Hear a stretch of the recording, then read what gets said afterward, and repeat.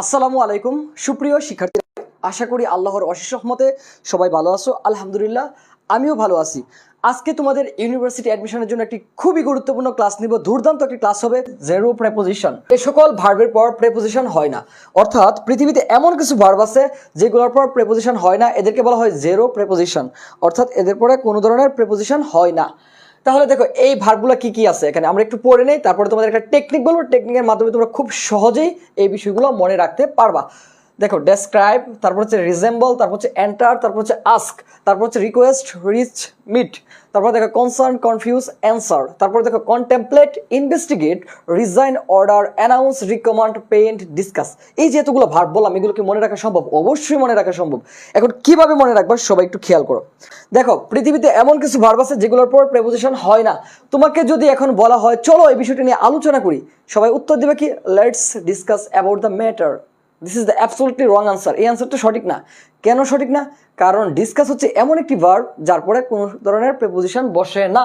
দেখো এই ডিসকাসের পরে কি হবে না? কোনো ধরনের প্রেপোজিশন হবে না। এই যে ভার্বগুলো আমরা বোর্ডের মধ্যে লিখলাম, এগুলোর পর প্রেপোজিশন হয় না। তো এই ভার্বগুলো কি মনে রাখা সম্ভব? অবশ্যই মনে রাখা সম্ভব। তো কিভাবে আমরা এই ভার্বগুলো মনে রাখবো সবাই একটু খেয়াল করো। মনে করো একটা ছেলে, তার একটি মেয়েকে খুবই ভালো লাগে। তার সৌন্দর্য ডেসক্রাইব করার জন্য তাকে ঐশ্বরিয়া রায়ের সাথে রিজেম্বল করবে। দেখো ঐশ্বরিয়া রায় অনেক সুন্দর, এভাবে পাম দিবে বা রিজেম্বল করবে, মানে হচ্ছে ঐশ্বরিয়া রায়ের সাথে তার সাদৃশ্য করবে, অথবা তার মতো তাকে দেখা যাচ্ছে এমন বিষয়টি বলবে। তাহলে রিজেম্বল এর বাংলা অর্থ হচ্ছে কারো সাদৃশ্য হওয়া, কারো মতো হওয়া। দেখো একটা ছেলের একটা মেয়েকে ভালো লাগে, তার সৌন্দর্য ডেসক্রাইব করার জন্য তাকে কি করবে? ঐশ্বরিয়া রায়ের সাথে রিজেম্বল করবে। এই জন্য এই যে বিষয়গুলো করবে বা বলবে, সেই জন্য সে ছেলেটি কী করলো? এন্টার করলো। কোথায় এন্টার করলো? ওই মেয়েটার ডেস্কে, অর্থাৎ যে একটা টেবিলে বসে বা অফিসে বসে, সেখানে এন্টার করলো। এন্টার করে তাকে আস্ক করলো এবং রিকোয়েস্ট করলো যে তার সাথে এক জায়গাতে পৌঁছে সাক্ষাৎ করার জন্য, রিচ মিট করার জন্য। এইসব শুনে মেয়েটি কনসার্নে কনফিউজড হয়ে গেল। এই কনসার্নে কনফিউজড হয়ে কোনো ধরনের অ্যান্সার না দিয়ে অনেকক্ষণ কন্টেমপ্লেট করলো। কন্টেমপ্লেট মানে হচ্ছে ভাবা বা চিন্তা করা। চিন্তা করে কি বললো? যে আপনার বিরুদ্ধে বসকে দিয়ে ইনভেস্টিগেট করিয়ে রিজাইন অর্ডার অ্যানাউন্স করতে রিকমান্ড করব। তারপর আমার ছবি প্রিন্ট করে দেয়ালে ঝুলায় রাখেন। এই বিষয়ে আপনার সাথে ডিসকাস করার মতো কোনো ইচ্ছে, আকাঙ্ক্ষা, অভিলাষ, অভিপ্রায় কোনো কিছুই আমার নেই। এই যে গল্পটা পড়লাম, যতগুলো ভার্ব আমরা পড়লাম, এই সকল ভার্বের পর কি হয় না? প্রেপোজিশন হয় না। যদি কোনো কারণে প্রেপোজিশন দেয় তাহলে হচ্ছে স্বাভাবিক বা গতানুগতিক দ্বারা যে ধরনের অর্থ বোঝায় সেই অর্থটা কি হবে? চেঞ্জ হয়ে যাবে। আমি একটু পরে দেখাবো তোমাদের। দেখো মোস্ট অফ দ্য কেসেস তোমরা কি করো? যে এন্টারের পর কি বসাও? এন্টারের পর বসাও কি? ইনটু। Enter into. এই এন্টার ইনটু মানে হচ্ছে কোনো একটা চুক্তিতে আবদ্ধ হওয়া। বুঝতে পারছো? এন্টার ইনটু মানে কিন্তু প্রবেশ করা নয়। এই যে এগুলোর পর যদি কোনো কারণে প্রেপোজিশন হয় তাহলে কিন্তু গতানুগতিক দ্বারার যে অর্থটা আছে সেটা চেঞ্জ হয়ে যায়। আমি গল্পটা আরো দুই একবার পড়ি, তাহলে তোমাদের বিষয়গুলো মনে থাকবে। তোমরা ছোটবেলায় পড়ছো অ্যান্সার টু দ্য কোয়েশ্চেন নং। এই যে অ্যান্সার টু কোথায় আছে এই শব্দটা? এই যে অ্যান্সার, দেখো এই বিষয়টা পড়ছো অ্যান্সার টু দ্য কোয়েশ্চেন নং। অ্যান্সারের পর আসলে কি হয় না? টু হয় না। এটা অ্যাডমিশনে আসে। পরবর্তীতে আমরা প্রশ্নগুলো দেখবো, বিভিন্ন বিশ্ববিদ্যালয়ে, ঢাকা বিশ্ববিদ্যালয় সহ বিভিন্ন বিশ্ববিদ্যালয়ে আসা প্রশ্নগুলো দেখবো। দেখো অ্যান্সারের পর তোমরা কি বসাইছো? সারা জীবন বসে আসছো অ্যান্সার টু দ্য কোয়েশ্চেন। এটা আসলে টুটা হয় না, কারণ অ্যান্সার এমন একটা ভার্ব যার পরে সাধারণত কি হয় না? টু নামক প্রেপোজিশনটা হয় না। তারপরে দেখো অনেক সময় আমরা কি করি? আস্ক। আস্কের পর যদি ফর বসাই তাহলে তার বাংলা অর্থ হয়ে যায় দায়ী হওয়া। আস্ক ফর এর বাংলা অর্থ কি হবে? দায়ী হওয়া। দেখো কোনো কিছুর জন্য যদি কেউ দায়ী হয় তখন সেখানে আমরা কি ব্যবহার করি? Ask for. এখানে কিন্তু জিজ্ঞাসা করা অর্থ আর বোঝায় না। আরেকটা বিষয় তোমার একটা খেয়াল করো, এখানে এই যে রিচ, এই রিচ মানে কি? পৌঁছা। দেখো REACH, রিচ মানে হচ্ছে কোনো একটা জায়গাতে পৌঁছা। এরপরে কিন্তু আমরা কোনো ধরনের প্রেপোজিশন, এই যে অনেকে কি করে অ্যাট প্রেপোজিশনটা দেয়, এটা আসলে হবে না। রিচ অ্যাট হবে না, হবে কি? Arrived, ARRIVED, arrived at. অ্যারাইভের সাথে কি হয়? প্রেপোজিশন অ্যাড হয়, কিন্তু রিচের সাথে কোনো ধরনের প্রেপোজিশন হয় না। এই বিষয়গুলো মাথায় রাখো।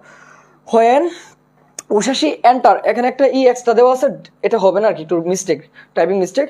Dash the room, everybody stopped talking. দেখো স্টপ হচ্ছে পৃথিবীতে এমন একটা ভার্ব যার পরে আরেকটি ভার্ব আসলে কি হয়? আইএনজি হয়ে যায়। তোমাদের এই যে রাইট ফর্ম ভার্ব আমি পড়াইছিলাম স্টপ, এরপরে কি হবে? আইএনজি হয়ে যাবে। তো একটা খেয়াল করো এই বিষয়টা। When Ushashi enter dash the room, এখানে তোমার অপশনের মধ্যে ছিল enter into, enter in, enter to, তারপর হচ্ছে নো প্রেপোজিশন। তাহলে আমাদের অ্যান্সারটা কি হবে সবাই একটু বলো তো? দেখো এখানে শব্দ আছে এন্টার। এন্টার পর যদি তুমি ইনটু বসাও, এর বাংলা অর্থ হবে হচ্ছে কোনো একটা চুক্তিতে আবদ্ধ হওয়া। এন্টার ইনটু কিন্তু প্রবেশ করা বোঝায় না। এন্টার ইনটু মানে কি?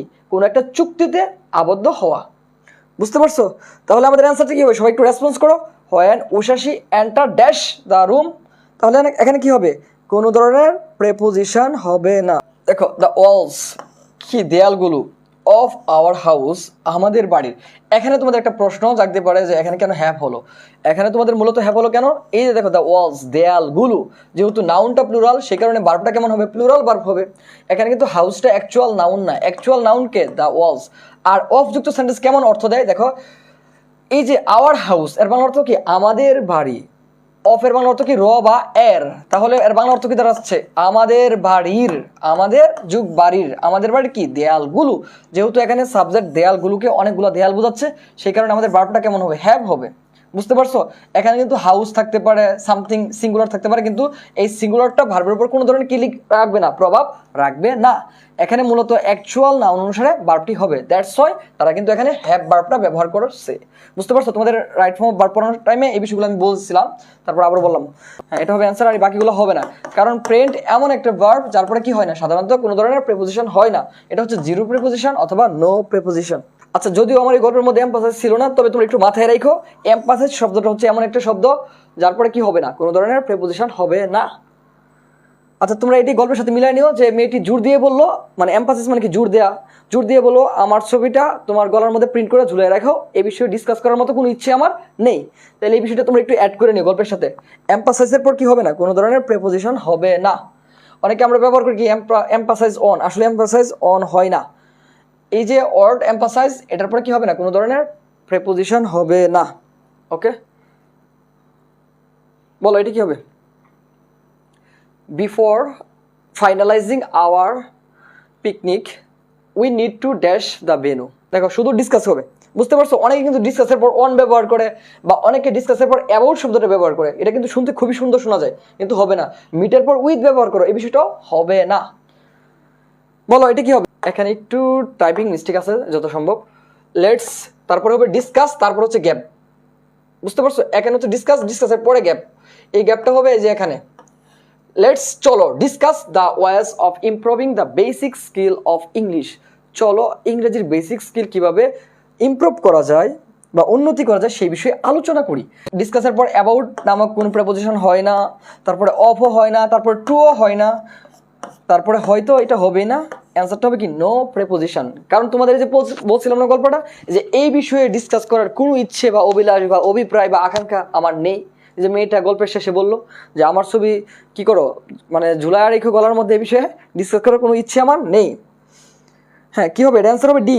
He reach two, he reach, তারপর কি রিচড অ্যাট, তারপর হচ্ছে রিচ ইন। বাহ, সবাই অ্যান্সার করতেছো। 5C, সি তো হওয়ার কোনো প্রশ্নই আসে না। রিচ হচ্ছে এমন একটা ভার্ব যার পরে কি হয় না, যার পরে কোনো ধরনের প্রেপোজিশন হয় না। ইনও হবে না, এটও হবে না, টুও হবে না। অ্যান্সার হবে বি। রিচড এমন একটা ভার্ব তারপরে কি হয় না, কোনো ধরনের প্রেপোজিশন হয় না। কিন্তু যদি অ্যারাইভড থাকতো, দেখো ARRIVED, অ্যারাইভড, তারপরে কি হইতো? অ্যাড হইতো। অ্যারাইভের সাথে অ্যাড হয়, কিন্তু রিচের সাথে কি হবে না, কোনো ধরনের প্রেপোজিশন হয় না। দ্যাটস হয় আমাদের অ্যান্সারটা নিতে হবে কি? B number answer. সবগুলো বিশ্ববিদ্যালয়ে আসা প্রশ্ন।